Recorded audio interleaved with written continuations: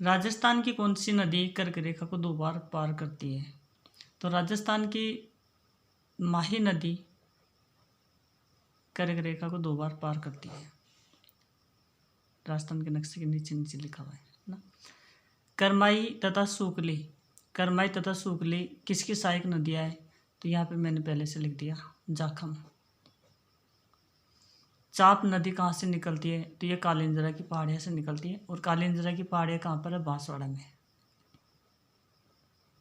कालिंजरा की पहाड़ियाँ कहाँ पर है? बांसवाड़ा में। चंबल नदी राजस्थान तथा एमपी की कितनी सीमा बनाती है? 320 किलोमीटर। तोरावाटी किस नदी का बहाव क्षेत्र है? तो कांतली नदी का, लिखा हुआ है आंसर, कांतली नदी का। मैनाल जलप्रपात, मैनाल जलप्रपात किस जिले में है? तो भीलवाड़ा जिले में है। कौन से जिले में? भीलवाड़ा जिले में।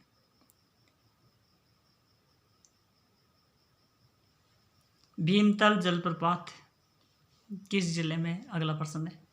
तो भीमताल जलप्रपात कौन से जिले में? ये बूंदी जिले में है। कौन से जिले में? भीमताल है बूंदी जिले में, बूंदी जिला।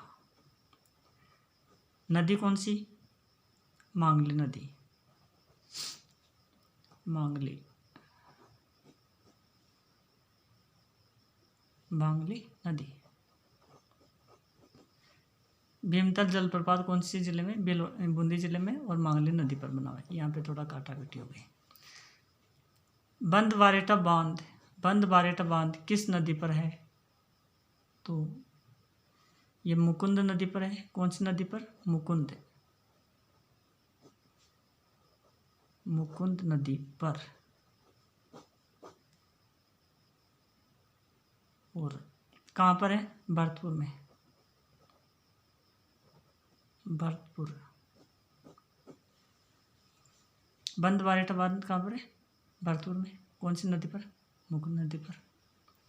बिसलपुर बांध किस नदी पर है? इनके आंसर बताओ। बिसलपुर बांध कौन सी नदी पर है?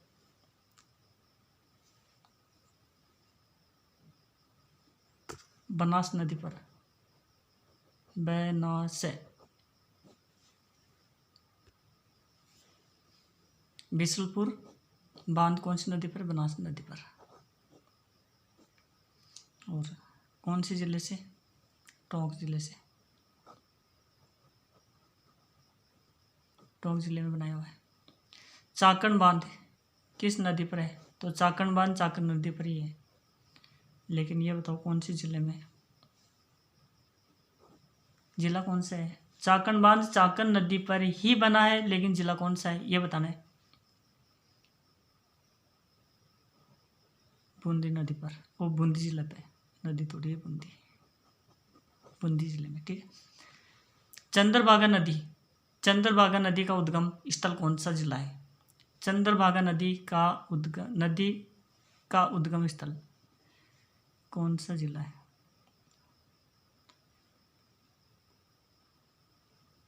ये राजसमंद जिला, राजसमंद जिला, राजसमंद जिला। और आमेट की पहाड़ियाँ,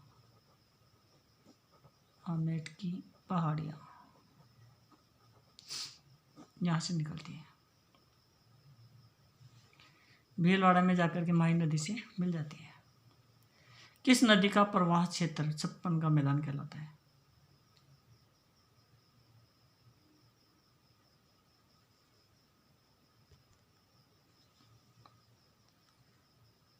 दोस्तों ये एक बार वापस देखते हैं। चंद्रभागा नदी का उद्गम स्थल राजसमंद जिला है, आमेट की पहाड़ियों से निकलती है और भीलवाड़ा में जाकर माही नदी से नहीं, बनास नदी से मिलता है, बनास नदी से मिलती है भीलवाड़ा में जाकर के।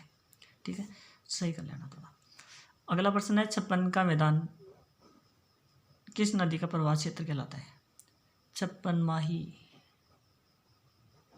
56 माही नदी का, 56 का मैदान कौन सा है? माही नदी का प्रवाह क्षेत्र। जहाँ पर माही नदी बहती है वहीं पर 56 का मैदान बनता है। ठीक है, तो 56 का मैदान किस नदी का प्रवाह क्षेत्र कहलाता है? तो माही नदी का आएगा। किस नदी को मसूरदी नदी भी कहा जाता है? किस नदी को मसूरदी नदी भी कहा जाता है? मसूरदी नदी कौन सी है? किस नदी को मसूरदी नदी भी कहा जाता है?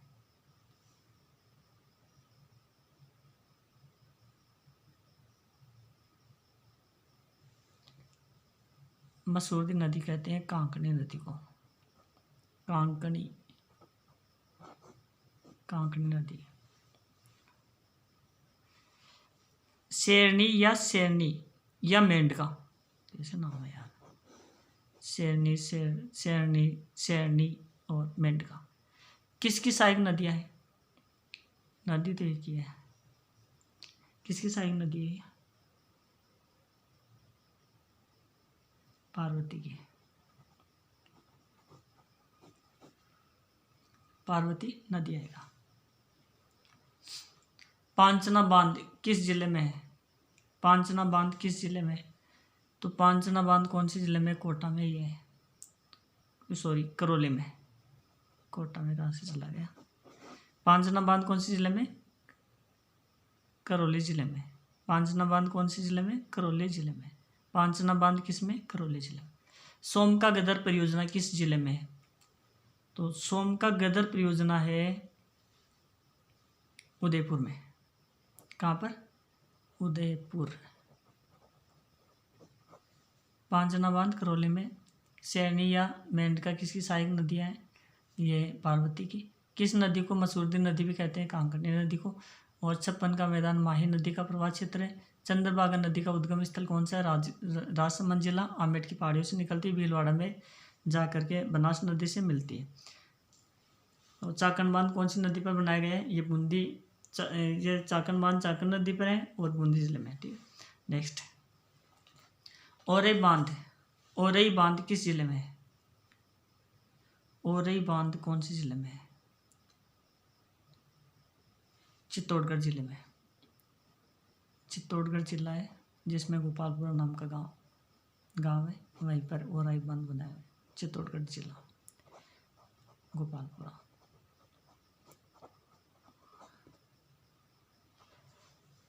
ईरू, अनास, चाप, मोरैन और भादर। ईरू, अनास, चाप, मोरैन, भादर किसकी सहायक नदियां हैं? कोई ऑप्शन नहीं है इसमें, सीधे सीधे बताओ आंसर क्या है। माही नदी। कौन सा? माही नदी। क्योंकि दोस्तों ऑप्शन से क्या होता है, माइंड कंफ्यूज हो जाता है एग्जाम में। जब कट ऑफ मार्किंग होती ना तो बहुत, क्योंकि अपन वो भी याद कर लेते ऑप्शन के, जो 4 ऑप्शन होते हैं तो वो भी हमें याद रहता है। तो ऑप्शन वाले क्वेश्चन तो लास्ट में बिल्कुल नहीं पढ़ने चाहिए। टेस्ट देना है तो दे सकते हो, बाकी रीडिंग करते टाइम पे ऑप्शन वाले क्वेश्चन से बचना चाहिए। नेक्स्ट, आलनिया नदी का उद्गम स्थल कौन सा है? कौन सा जिला है? आलनिया नदी का उद्गम स्थल कौन सा जिला है? आलनिया नदी का उद्गम स्थल कौन सा जिला है? कोटा। कोटा में मुकुंदवाड़ा की जो पहाड़ियाँ हैं वहीं से आलन नदी निकलती है, मुकुंदवाड़ा की पहाड़ियाँ से। आलनिया नदी कहाँ से निकलती है? कोटा से। आलनिया नदी कहाँ से निकलती है? कोटा से। और वहाँ पर कौन सी पहाड़ियाँ? मुकुंदवाड़ा की पहाड़ियों से निकलती है। जवाई बांध। जवाई बांध अब लास्ट पर्सन ना होमवर्क होता है। लास्ट पर्सन किसका होता है? होमवर्क का। अब आपको बताना है। अब इतने सारे क्वेश्चनों के आंसर मैंने बताए, एक क्वेश्चन का आंसर तो आप बताओगे, होमवर्क भी तो करोगे ना। जवाई बांध से किन जिलों में सिंचाई होती है? इस क्वेश्चन का उत्तर मुझे नहीं आता, यह आपको बताना है। तो देखता हूँ किस किस दोस्त को इसका उत्तर आता है, किस किस ने कितनी तैयारी करी है, पता चल जाएगा मुझे। आंसर जरूर लिखना। जवाई बांध से किन किन जिलों में सिंचाई होती है, इसका उत्तर मुझे नहीं आता, इसका उत्तर आपको बताना है। Thank you.